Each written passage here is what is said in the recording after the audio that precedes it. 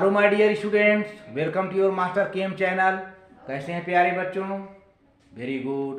तो मैं class 11th के बच्चों को आज numerical problem structure of atom से लाया हूं। और जो अभी पिछले वीडियो हमारा डिस्कशन हुआ था, Lyman series, Balmer series, Paschen series, Brackett series, Pfund series, तो यहाँ पर इन सीरीजों से रिलेटेड रीडबर्ग कांस्टेंट का यूज करते हुए कैसे हम लगाते हैं। हमने ये बताया था कि n1 हर लाइन की फिक्स वैल्यू होती है और n2 वेरिएबल वैल्यू होती है।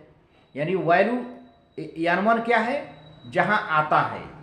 n2 क्या है? जहां से आता है ना।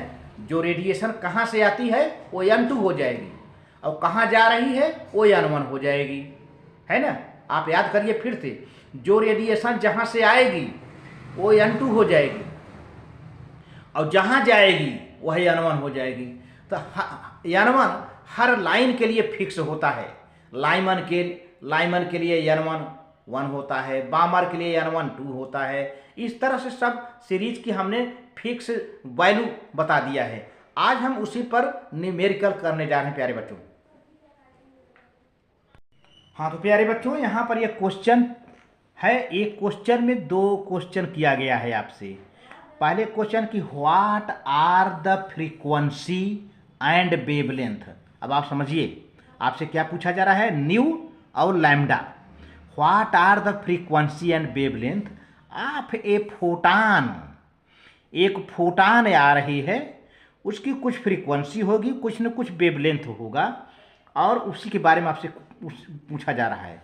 Emitted during transition from n5 state to n2 state. अब आप समझ लो, माने n5 से इमिट हुआ और कहाँ गया? n2 तक गया है। n = 5, n = 2। n5 से इमिट हुआ और कहाँ गया? n = 2। तो जहाँ जाता है उसकी वैल्यू n1 और जहाँ से जाता है उसकी वैल्यू n2। तो आप समझ गए होंगे आप। State in the hydrogen spectrum, ठीक है। In which region electromagnetic spectrum will this radiation lie. किस रीजन में यह फ्रीक्वेंसी लाई करेगी प्यारे बच्चों? किस रीजन में यह फ्रीक्वेंसी लाई करेगी, ये आपसे क्वेश्चन पूछा जा रहा है यहाँ पर। अब आप इसी का यहाँ पर आंसर देंगे कि आखिर किस रीजन में ये चीज़ पड़ रही है। तो अब आपको आंसर कैसे देना है, यहाँ पर ये चीज़ आपको ध्यान से समझना है। सबसे पहले तो number of wave number nu bar है = 1/λ के बराबर होता है। 1/λ के बराबर होता है।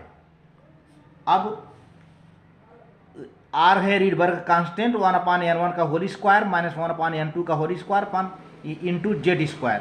तो z तो प्यारे बच्चों हाइड्रोजन, चूंकि हाइड्रोजन की बात है तो z = 1। हाइड्रोजन का एटॉमिक नंबर 1 होता है। अच्छा, चूंकि n1 = 2 है, 5 से 2 में जा रहा है, तो n1 = 2 है जहां जा रहा है। ये बामर सीरीज है और बामर सीरीज प्यारे बच्चों विजुअल रीजन में पड़ता है ना, मैंने बताया था। और n2 क्या है? 5 है। रीडबर्ग कांस्टेंट 109,677 है ये। और अब न्यू बार, आप इक्वेशन यूज कर लो यहीं पर। न्यू बार = 109,677 1/2 का होल स्क्वायर, क्योंकि n1 की वैल्यू 2 है, 2 का होल स्क्वायर माइनस 1/5 का होल स्क्वायर। तो 2 का स्क्वायर हो जाएगा 1/4 हो जाएगा, 1/5 हो जाएगा। तो डायरेक्ट हमने लिख दिया है 5 5 जा 25, तो 25 - 4 हो गया इधर। तो 25 में से 4 जाएगा प्यारे बच्चों, 21 आ जाएगा ये 21। तो 109,677 अपान इंटू 21/100 आ गया ये वैल्यू। तो ये कट पिट के प्यारे बच्चों ये आ जाएगा, इतना आ जाएगा जो है 23032.2 पर सेंटीमीटर। ये न्यू बार की वैल्यू, नंबर ऑफ वेव जो आ गया, ये न्यू बार की वैल्यू आ गई आपकी। अच्छा, अब लैम्डा = होता है 1/न्यू बार, या न्यू बार, देखिए दोनों बातें हैं। न्यू बार = 1/λ है ना, और लैम्डा = होता है 1/न्यू बार। बात एक ही, एक दूसरे के रेसिप्रोकल ये होते हैं, एक दूसरे के रेसिप्रोकल होते हैं। तो हमने लैम्डा इक्वल टू 1/न्यू बार कर दिया, इसी का रेसिप्रोकल ले लिया। अब ये वैल्यू आ जाएगा 434 इंटू 10⁻⁻7 सेंटीमीटर। अब इसको आप मीटर में कन्वर्ट कर लो, तो 434 इंटू 10⁻⁹ मीटर। अब 9 मीटर को चूंकि 1 मीटर में 1 नैनोमीटर इक्वल टू 10⁻⁹ मीटर, तो कट जाएगा ये, तो ये कितना हो जाएगा 434 यानी नैनोमीटर। एक आंसर आ गया, यानी आपका वेवलेंथ निकल गया, लैम्डा की वैल्यू आ गई, एक आंसर आ गया आपका। अच्छा, अब फ्रीक्वेंसी निकालनी है, तो फ्रीक्वेंसी की वैल्यू क्या होती है प्यारे बच्चों, nu equal to C upon lambda.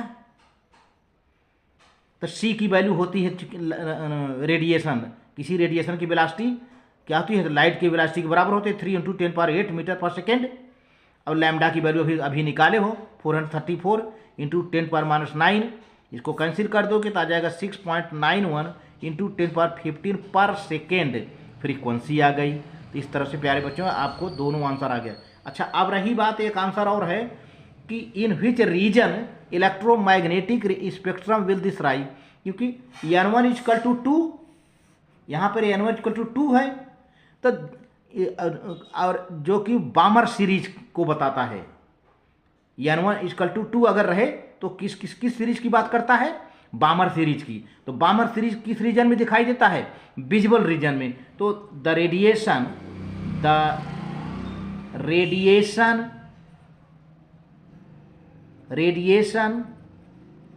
Is या radiation exist in visible region. आपका एक आंसर ये भी है, पूछा जा रहा है विजिबल रीजन में दिखाई देगा।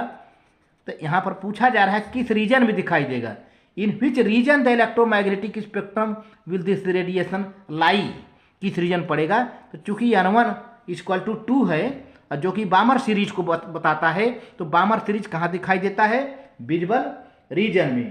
तो this is your answer. Video अच्छी लगे बेटा तो लाइक करके सब्सक्राइब कर देना, शेयर कर देना। Thank you very much.